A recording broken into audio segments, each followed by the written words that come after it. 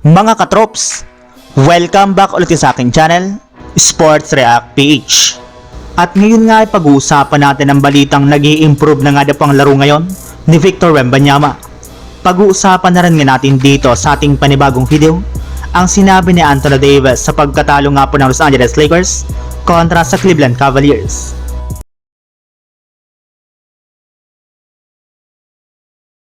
Tinambakan nga po mga katrops ng walang kahirap-hirap ng San Antonio Spurs ang Los Angeles Clippers sa kanilang game ngayong araw sa score na 122-86 sa pangunguna nga po ng kanilang superstar big man si Victor Wembanyama na nagtala ng 27 points, 9 rebounds at 5 assists sa kanyang 10 out of 18 shooting sa field goal sa loob lamang ng 26 minutes niya na paglalaro dito.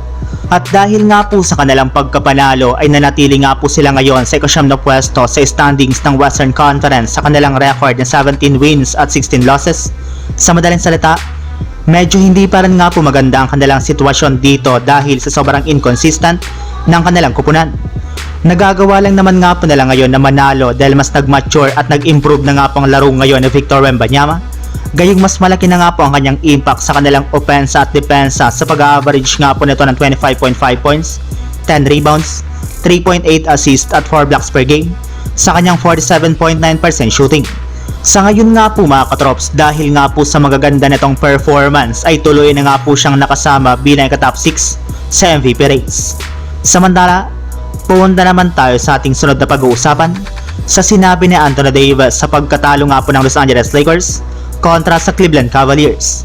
Kagaya nga po ng napag-usapan natin mga katrops, mismong si Lebron na nga po nagsabi na maganda na nga po sana ang pinapakitang performance ng kanilang team, lalo na ang kanyang mga teammates.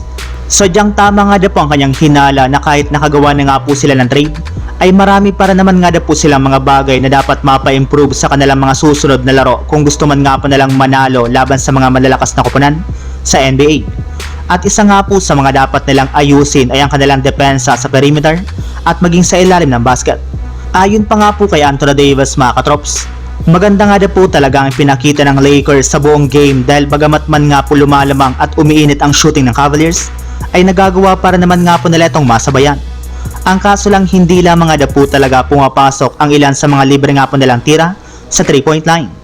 Marami rin naman nga po mga fans ng Lakers ang nakapansin sa sobrang lamyan ng depensa ng kanilang team sa painted area na siyang rason bakit napabayaan nga po nila si Jarrett Allen na magdomina dito sa huling mga minuto ng fourth quarter. Maging si Anthony Davis nga po mga katrops ay hirap sa pagbabantay sa ilalim ng basket, kaya nangangahulugan nga po nito na kailangan na nga po talaga niya ng bagong sentro na katulong upang mas maging competitive sila sa kanilang mga susunod na laban. So yun lang mga katrops, ang handog kong story ngayong araw.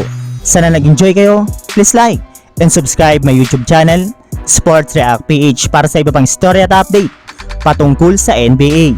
Kita-kits muli sa ating susunod na video.